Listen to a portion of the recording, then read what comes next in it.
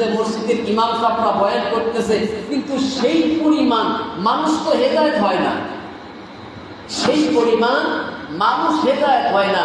বক্তা আসলে ইউটিউবের মধ্যে শুনি 3-4 দিন আগেই নাকি জায়গা বুক করে রাখে, কিন্তু মসজিদের ভিতরে লক্ষ্য, মসজিদের ভিতরে জায়গা মানে সবটুকু ফাঁকাই করে থাকে। তাহলে আমার আপনার ওই ওয়াজ মাহফিল কাজ হচ্ছে না, কারণ আমরা ইসলামী কথা শুনতে যাই না, বক্তার চেহারাটা দেখতে চাই।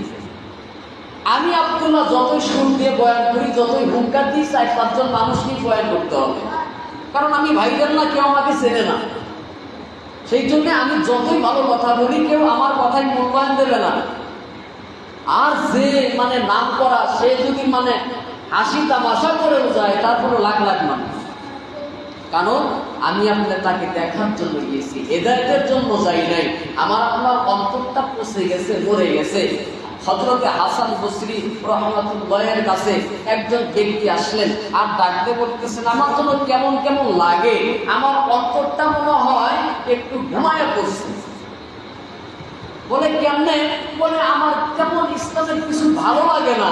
হাসান বসরি ডাকতে বলতেছে, না, তোমার এই ঈমানটা ঘুমায়া পড়ে নাই, তোমার ঈমানটা বরং মারা গেছে। কারণ ঘুমান্ত ব্যক্তিকে একটু মানে কথা বললে, ফেলা দিলে, ওই ঘুমান্ত ব্যক্তির ঘুমটা ভেঙে যায়। আর তুমি তো মানে তোমার ঈমান তো নষ্ট হয়ে গেছে, দুর্বল হয়ে গেছে, তোমাকে আর নসিহত করে কাজ হবে না। কি করতে হবে? তওবাতান নাসুহা, আল্লাহ পাক রব্বুল আলামিনের দরবারে তওবা করতে হবে।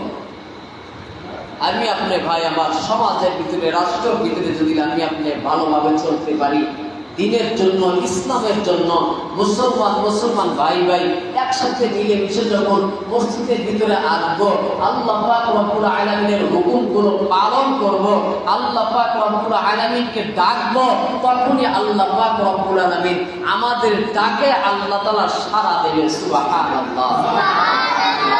লা ইয়ারহামুল্লাহু মান লা ইয়ারহামুন নাস, যে ব্যক্তি অন্যজনের জন্য দোয়া করে না, আল্লাহ তাআলা তার উপরও দয়া করে না।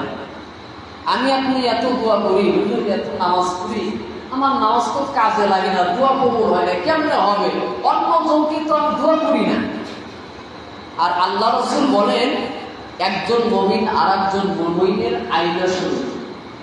একজন মুমিন আর একজন মুমিনের আয়না স্বরূপ। কিন্তু আমার আপনার সমাজের ভিতরে এক মুমিন আর এক মুমিনের দুশমন হয়ে গেছে, ভাই ভাই দুশমন শুরু করে গেছে। আল্লাহ পাক রব্বুল আলামিন বলে, মানুষ কখনো অহংকার করতে পারে না, কারণ মানুষকে আমি আল্লাহ পাক রব্বুল আলামিন নিজে বানাইছি। আমার আপনার দুনিয়ার ভিতরে অহংকারই চলবে না। কার সাথে অহংকার করব? আমি তো তার আগেও দুনিয়ার ভিতর থেকে চলে যাইতে পারি। আমার আপনার ইবাদত কবুল হয় না, কারণ কি জানেন? আমার আপনার কিছু কিছু অভ্যাস, গীবত, সমালোচনা, মিথ্যা, পরনিন্দা, যেগুলো দ্বারা আমার আপনার অন্তরটা নষ্ট হয়ে গেছে। আমার আপনার অন্তরটা নষ্ট হয়ে গেছে। আল্লাহ রাসূল সাল্লাল্লাহু আলাইহি ওয়াসাল্লামের কাছে একজন এসে ডাকতে বলতেছে, হযরত, আমি একটা গুনাহ করে ফেলেছি। বলে, কেমন গুনাহ করছো? বলে, এই গুনাহ। আল্লাহ রাসূল ডাকতে বলতেছেন, আমি তো পেরেশানের মতো করে গেছিলাম। বলে, কেন? কই, আমি ভাবছি যে তুমি মনে হয় অন্য মুসলমানের দোষ নিয়ে সমালোচনা করেছে। আল্লাহ রাসূল এই গুনাহটাকে জঘন্য গুনাহ মনে করে, এই গুনাহটাকে জঘন্য গুনাহ মনে করে। আজকে আমার আপনার সমাজের মধ্যে মানুষের সাথে মানুষের মিল নাই, মানুষের সাথে মানুষের মিল নাই। একটা মানুষকে আর একটা মানুষ দেখতে পারি না, ভালোটা দেখতে পারি না, খারাপ নিয়ে আমি আপনি করে থাকি। রাগ করতেছেন আপনারা? খারাপ নিয়ে আমি আপনি করে থাকি। কিন্তু আল্লাহ রাসূল বলেন, একটা মানুষের গুণটা তালাশ করো, ভালো কাজটা তালাশ করো, আর যদি হঠাৎ করে খারাপ কাজটা করে ফেলে, এটা গোপন রাখবা। তাহলে কি আমাদের ময়দানে আমি আল্লাহ তাআলাও তোমার ওই, তুমি যদি দোষ করে থাকো, আমি আল্লাহ তাআলা তোমার দোষটাও গোপন রাখবো। সুবহানাল্লাহ।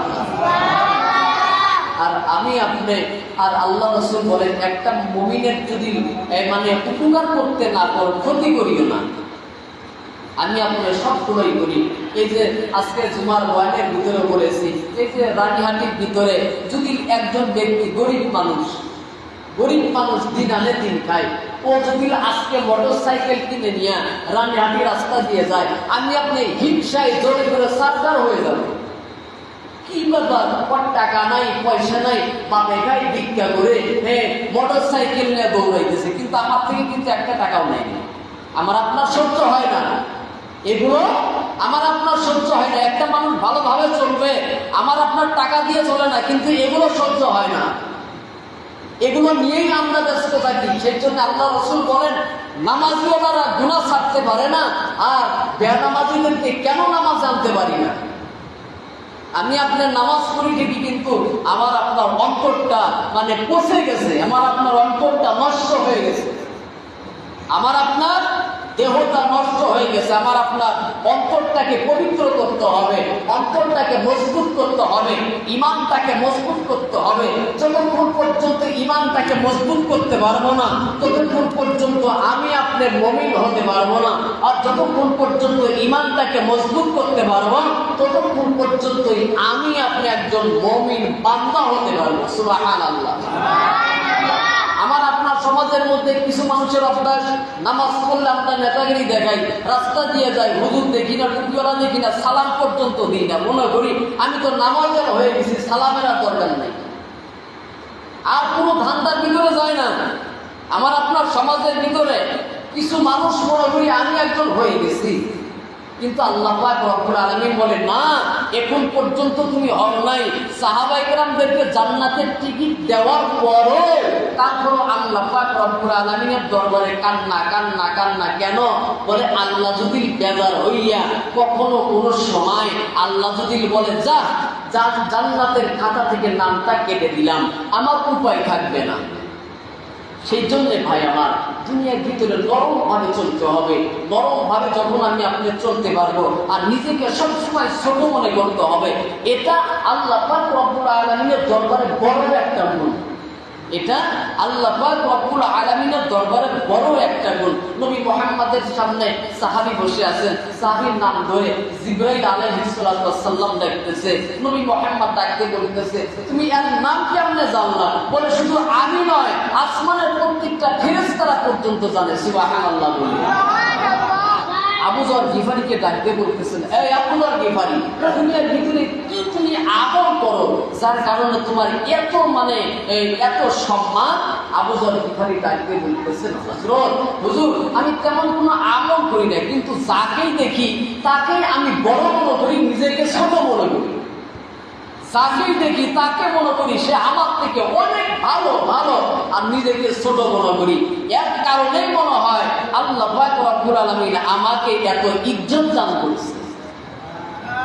ও ভাই, যেই তো সময় নাই, একজন গুনাহ করতেছে, খবরদার আগে তাকে গালি না দিয়া হেদায়েতের জন্য দোয়া করবেন। হেদায়েতের জন্য দোয়া করবেন। নাস্তিক বলবেন না, কাফের বলবেন না, বেঈমান বলবেন না, মুশরিক বলবেন না, আগে